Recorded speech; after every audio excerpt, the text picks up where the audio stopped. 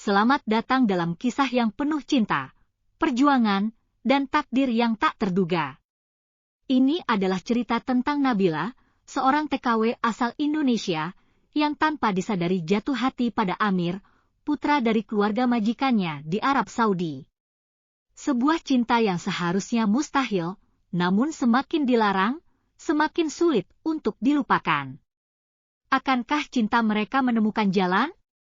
Ataukah perbedaan status dan tradisi akan memisahkan mereka selamanya? Mari kita mulai perjalanan ini, sebuah kisah yang akan menggetarkan hati dan membuat kita percaya bahwa cinta sejati selalu menemukan jalannya. Ketika cinta tak mengenal status.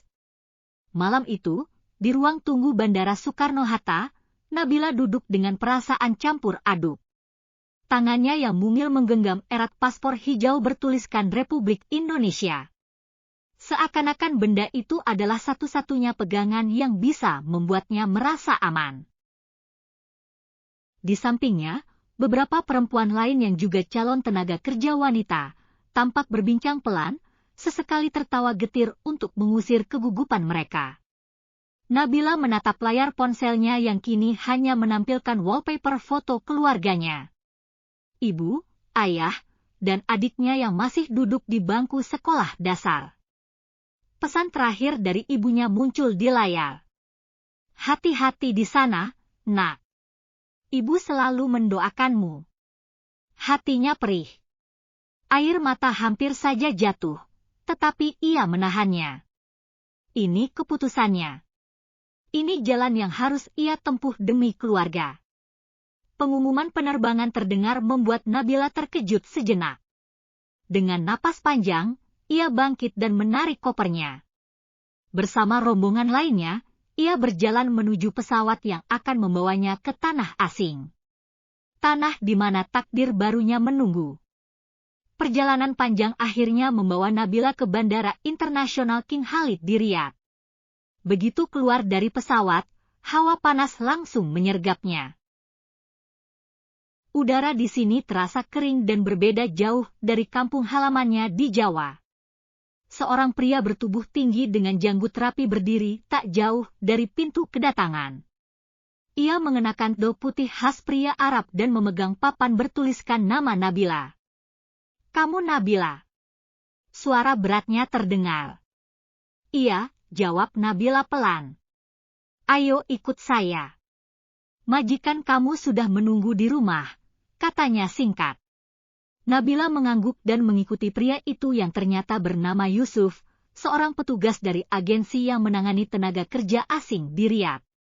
Dalam perjalanan, Nabila melihat pemandangan kota yang begitu berbeda dari yang pernah ia bayangkan. Gedung-gedung tinggi menjulang, mobil-mobil mewah berseliweran, dan orang-orang berpakaian serba putih dan hitam berjalan di trotoar. Tak lama kemudian, mobil yang ditumpanginya berbelok memasuki sebuah kawasan perumahan elit. Rumah-rumah besar dengan halaman luas berdiri megah di sepanjang jalan. Hatinya semakin berdebar. Disinilah ia akan tinggal dan bekerja. Saat mobil berhenti di depan sebuah rumah besar dengan gerbang besi berukiran rumit, Yusuf turun lebih dulu dan membukakan pintu untuknya. "Sampai, ini rumah majikan kamu," katanya. Nabila melangkah turun, menatap rumah itu dengan kagum sekaligus takut.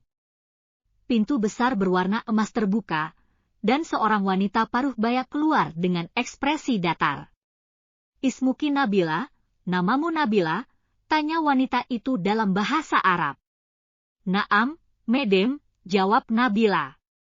Berusaha mengingat pelajaran bahasa Arab dasar yang dia pelajari sebelum berangkat. Wanita itu mengangguk kecil. "Ana Aisyah. Anti hadimatun huna." "Aku Aisyah. Kamu bekerja di sini sebagai pembantu." Nada suaranya tegas, tanpa bahasa basi. Nabila segera menyadari bahwa wanita ini adalah majikannya. "Tea Ali. Ikut aku," kata Madam Aisyah sambil berjalan masuk ke dalam rumah. Nabila menunduk hormat sebelum mengikuti langkah majikannya. Begitu masuk ke dalam rumah, Nabila hampir tidak bisa menahan keterkejutannya. Interior rumah ini begitu mewah. Lantainya dari marmer putih mengilap. Lampu gantung kristal menggantung di langit-langit tinggi, dan perabotan yang terlihat mahal memenuhi ruangan. "Kamar kamu di sana," ujar Madam Aisyah, menunjuk sebuah pintu kecil di ujung koridor. "Bangun subuh, bersihkan rumah, masak, dan pastikan semuanya rapi. Jangan buat kesalahan." "Naam, Madam," jawab Nabila dengan suara lirih. Ia menunduk, lalu melangkah menuju kamar kecil yang disebutkan majikannya. Saat membuka pintunya, ia menemukan sebuah ruangan sederhana dengan tempat tidur kecil, lemari kayu, dan satu jendela kecil yang menghadap ke halaman belakang. Meski jauh dari kemewahan ruangan lainnya, Nabila bersyukur. Setidaknya ia memiliki tempat untuk beristirahat. Ia duduk di ranjangnya, menatap koper kecil yang dibawanya, lalu menghela napas panjang. Perjalanan barunya baru saja dimulai. Hari-hari pertama bekerja di rumah keluarga ini terasa berat. Setiap pagi ia bangun sebelum subuh untuk memulai pekerjaannya, membersihkan rumah, menyiapkan sarapan, mencuci pakaian, dan memastikan segala sesuatunya berjalan lancar. Madam Aisyah tidak banyak bicara kecuali untuk memberi perintah. Sementara itu, suaminya, Tuan Abdul Rahman, jarang berada di rumah karena kesibukannya di luar negeri. Namun, ada satu orang di rumah ini yang menarik perhatian Nabila sejak hari pertama. Amir, putra majikannya. Amir adalah pria berusia sekitar 27 tahun, bertubuh tegap, berwajah tampan dengan sorot mata tajam yang memancarkan wibawa. Ia selalu berpakaian rapi, sering mengenakan do putih atau jas modern saat hendak pergi. Pertemuan pertama mereka terjadi secara tidak sengaja. Pagi itu, Nabila tengah membersihkan ruang tamu ketika seseorang turun dari lantai atas. Ia buru-buru menunduk, mengikuti aturan bahwa seorang pelayan tidak boleh menatap langsung anggota keluarga majikan. Namun, suara berat yang lembut menghentikan gerakannya. "Siapa namamu?" Nabila terkejut. Jantungnya berdegup kencang. Dengan kepala tetap tertunduk, ia menjawab, "Nabila, Tuan." Hening sejenak. "Dari mana asalmu?" "Dari Indonesia, Tuan." Saat itu, Nabila masih belum berani mengangkat wajahnya. Namun, dari sudut matanya, ia bisa melihat Amir memperhatikannya dengan tatapan penuh selidik. "Selamat datang di rumah kami, Nabila," ucap Amir akhirnya sebelum melangkah pergi. Kata-kata sederhana itu, entah kenapa, membuat dada Nabila terasa hangat. Dan sejak hari itu, tanpa ia sadari, hatinya mulai goyah. Hari-hari berlalu, dan Nabila mulai terbiasa dengan kehidupan di rumah keluarga Abdul Rahman.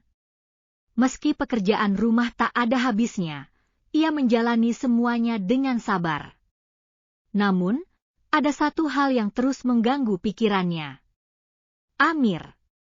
Sejak pertemuan pertama mereka, Nabila sering merasa gugup setiap kali pria itu ada di dekatnya. Hanya dengan suaranya saja, jantungnya berdegup lebih cepat. Dan yang lebih membingungkan, ia merasa Amir memperlakukannya berbeda dibandingkan dengan pelayan lain di rumah ini. Suatu pagi, Nabila sedang menyiram tanaman di taman belakang ketika suara berat yang begitu dikenalnya terdengar. "Kamu suka bunga?" Nabila menoleh cepat dan mendapati Amir berdiri tak jauh darinya. Ia mengenakan tau putih yang bersih dengan tangan terselip di saku. Cahaya matahari pagi membuat wajahnya tampak semakin bercahaya. Dan untuk sesaat, Nabila kehilangan kata-kata. "Iya, Tuan." Jawabnya akhirnya, menunduk. Amir tersenyum kecil. "Jangan panggil aku Tuan. Panggil saja Amir." Nabila menahan napasnya. Tapi, Saya hanya seorang pelayan. Tuh, Amir. Pria itu tertawa pelan. Itu tidak masalah. Aku lebih suka dipanggil dengan namaku saja. Ada sesuatu dalam caranya berbicara yang membuat Nabila merasa nyaman. Meskipun ia tahu ia harus menjaga batas. Tidak banyak orang yang merawat taman ini. Aku senang melihat ada yang peduli. Lanjut Amir sambil mendekat. Lalu menatap bunga mawar yang sedang mekar. Di rumah ini, semuanya terasa kaku. Aku lebih suka berada di luar. Melihat sesuatu yang hidup. Seperti bunga-bunga ini. Nabila menelan ludah. Merasa canggung. Saya hanya melakukan tugas saya, Amir. Amir menoleh. Dan untuk pertama kalinya, Nabila bisa melihat mata pria itu lebih dekat. Sorotnya tajam tapi lembut. Seperti membaca isi hatinya yang paling dalam. Dan kau melakukannya dengan sangat baik. Ucapnya pelan. Dada Nabila bergemuruh. Ia buru-buru menunduk dan kembali menyeram tanaman. Berusaha mengabaikan debaran jantungnya. Namun dalam hatinya, ia tahu. Ia mulai jatuh cinta. Beberapa hari kemudian, Riyadh dilanda hujan yang jarang terjadi. Langit yang biasanya cerah berubah mendung. Dan angin dingin berhembus di halaman rumah. Sore itu, Nabila tengah mengambil cucian di halaman belakang ketika gerimis turun. Ia bergegas. Tetapi angin tiba-tiba bertiup kencang. Membuat beberapa pakaian yang sudah ia jemur terbang ke halaman depan. Astaga! Nabila berlari. Berusaha mengejar kain yang berterbangan. Namun, hujan semakin deras. Membasahi tubuhnya dalam sekejap. Saat ia berjongkok untuk mengambil sehelai kain yang tersangkut di semak-semak, sebuah tangan terulur ke arahnya. Nabila? Ia mendongak dan menemukan Amir berdiri di depannya. Memegang salah satu baju yang terbang. Kamu basah kuyup, katanya. Suaranya penuh perhatian. Saya tidak apa-apa, kata Nabila pelan, mencoba berdiri. Namun, mungkin karena kedinginan atau terlalu gugup, ia terpeleset. Dalam sekejap, Amir menangkapnya sebelum tubuhnya jatuh ke tanah. Dada mereka hanya berjarak beberapa inci. Nafas Amir begitu dekat, dan untuk pertama kalinya, Nabila merasakan sesuatu yang lebih dari sekadar rasa kagum. Jantungnya berdegup kencang. Apa kamu baik-baik saja? Suara Amir terdengar lembut, hampir seperti bisikan. Nabila tidak mampu berkata-kata. Ia hanya mengangguk pelan, lalu buru-buru mundur selangkah, berusaha mengendalikan dirinya. Tunggu di sini, kata Amir, lalu berjalan ke dalam rumah. Beberapa menit kemudian, ia kembali dengan sehelai handuk. Lap badanmu, kau bisa sakit kalau seperti ini, ucapnya sambil menyerahkan handuk itu. Nabila menerimanya dengan tangan gemetar. Terima kasih, Amir. Untuk pertama kalinya, ia mengucapkan namanya tanpa embel-embel tuan.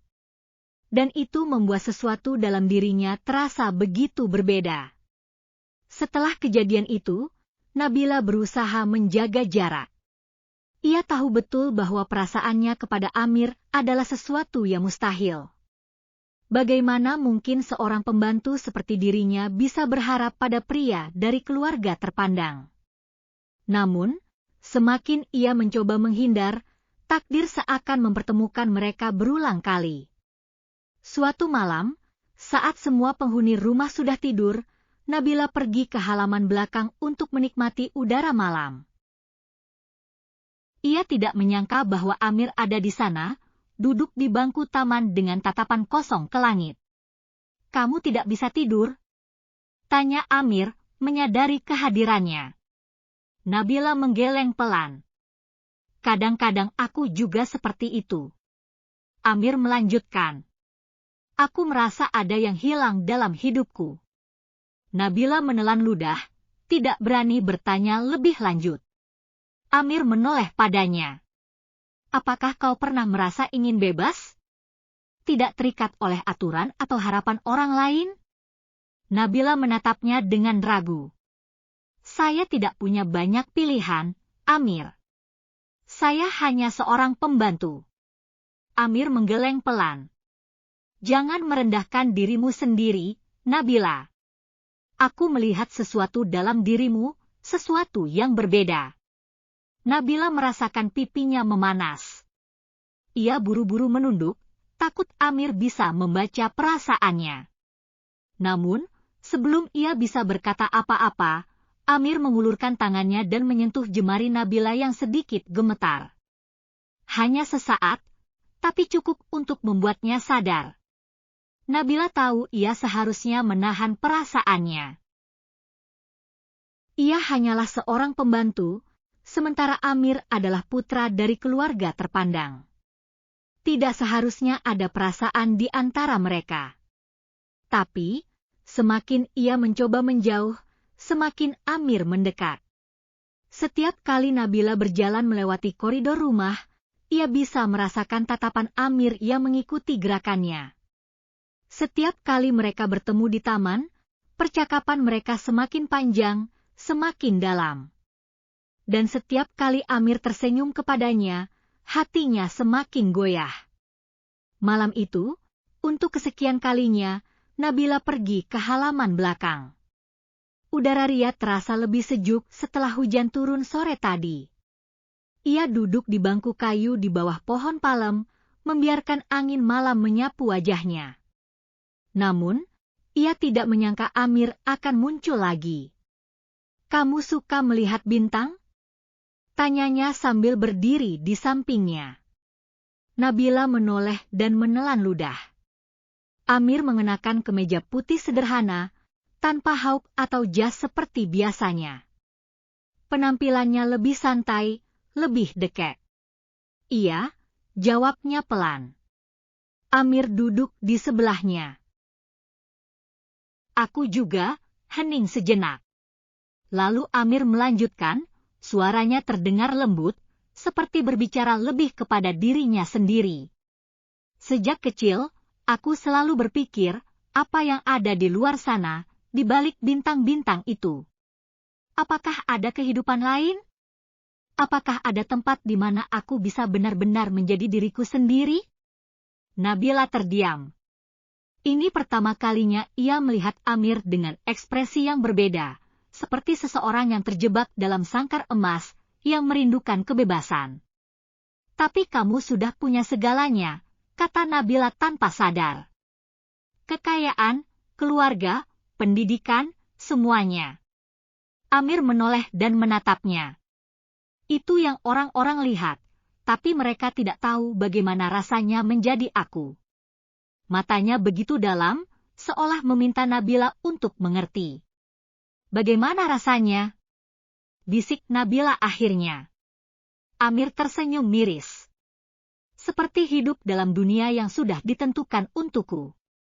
Seperti tidak punya pilihan.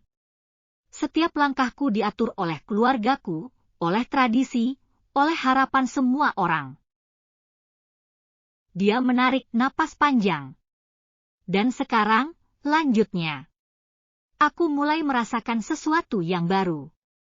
Sesuatu yang tidak seharusnya kurasakan. Nabila membeku. Jantungnya berdebar kencang, tapi ia tidak berani bertanya lebih jauh. Karena dalam hatinya, ia tahu persis apa yang dimaksud Amir. Sejak malam itu, hubungan mereka berubah. Amir semakin sering mencari alasan untuk berbicara dengan Nabila. Kadang-kadang, ia pura-pura bertanya tentang masakan yang dibuat Nabila. Kadang, ia hanya duduk di taman dan menunggu hingga Nabila lewat.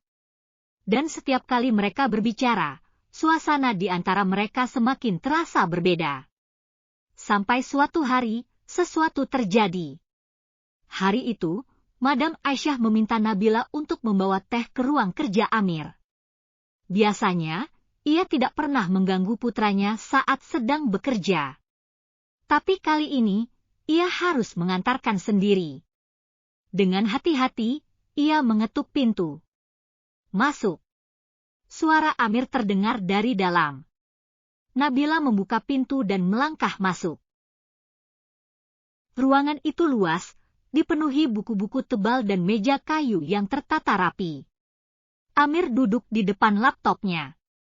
Tetapi begitu melihat Nabila, ia menutup layar dan tersenyum. "Kamu bawa teh?" tanyanya. "Iya, Amir," jawab Nabila, meletakkan nampan di atas meja. Ketika ia berbalik untuk pergi, tiba-tiba pergelangan tangannya ditahan. Nabila tersentak. Ia menoleh dan mendapati Amir menatapnya dengan sorot mata yang berbeda.